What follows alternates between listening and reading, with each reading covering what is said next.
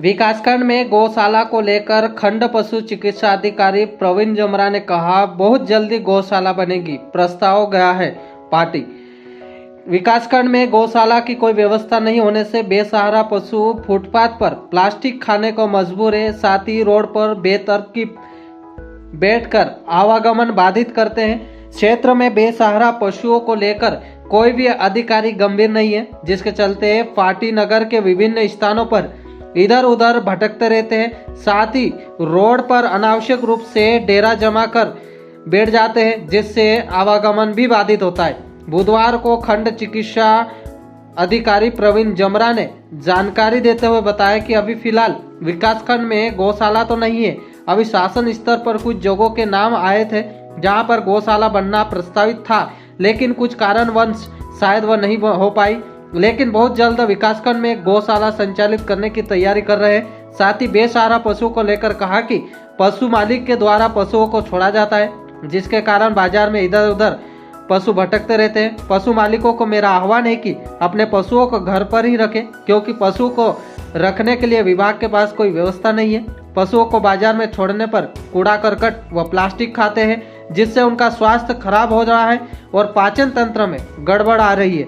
साथ ही प्लास्टिक ज्यादा खाने से उनके जीवन को भी खतरा है, जिसके कारण कई बार गंभीर स्थिति आ जाती है। इसलिए सब पशु मालिक से मेरा कहना है कि अपने पशुओं को घर पर ही रखें, अपने खेत पर रखें, इधर उधर बाजारों और गलियों में ना छोड़ें। इससे उनके स्वास्थ्य पर जो विपरीत प्रभाव पड़ रहा है, साथ ही जो आवागमन है वो भी बाधित हो रहा है। कई वाहनों की दुर्घटना भी हो रही है।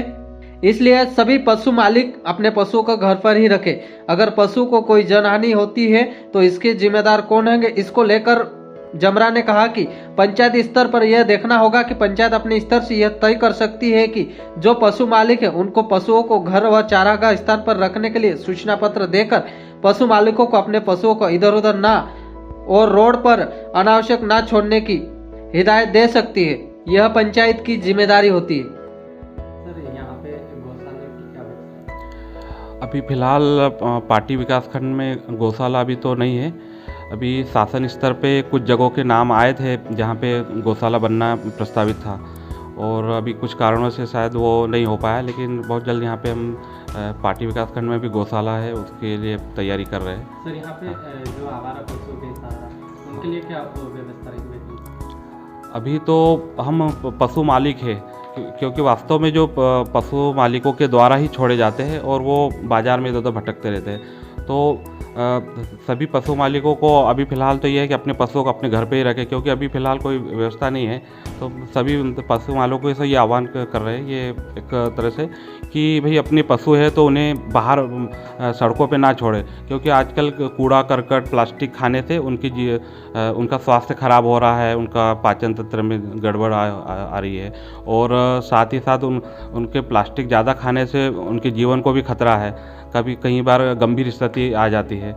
इसलिए मैं ये है कि एक तरह से सभी जो पशु मालिक हैं उनसे ये कहना चाहता हूँ कि अपने पशुओं को अपने घर पे ही रखें, अपने जो खेत है वहाँ पे रखें, यूँ इधर उधर बाज़ारों में और जो गलियों में इधर उधर ना छोड़े। इससे उनके स्वास्थ्य पे तो भी विपरीत प्रभाव पड़ ही रहा है, साथ ही में जो आवागमन है वो भी बाधित होता है। कई बार क्या होता है कि उनसे कुछ वाहनों की दुर्घटना भी हो सकती है। इसलिए सभी पशु मालिक अपने पशुओं को अपने घर पे ही रखें। सर, ऐसे में बेसहारा पशु या फिर जो आवारा पशु रोड पे बैठे रहते हैं, कोई जनहानि कर देता है, उसके जो जिम्मेदार है कौन रहेगा? ये पंचायत स्तर पे ये देखना होगा। पंचायत है ये तय करे कि जो पशु मालिक है वो सभी अपने पशुओं को अपने घर पे ही रखे, अपने जो खेत है या जो अपने चारागाह बने वहीं पे रखे। तो पंचायत स्तर से ये हो सकता है कि सभी पंचायत है वो अपने अपने जो क्षेत्र है वहाँ पे सभी पशु मालिकों को ये कहे या ये एक सूचना पत्र देवे कि सभी जो पशु है उनको अपने अपने घर पे ही रखें। इस व्यर्थ इधर बाज़ार में से घूमने या आवारा इधर उधर सड़कों पे ना घूमने दें।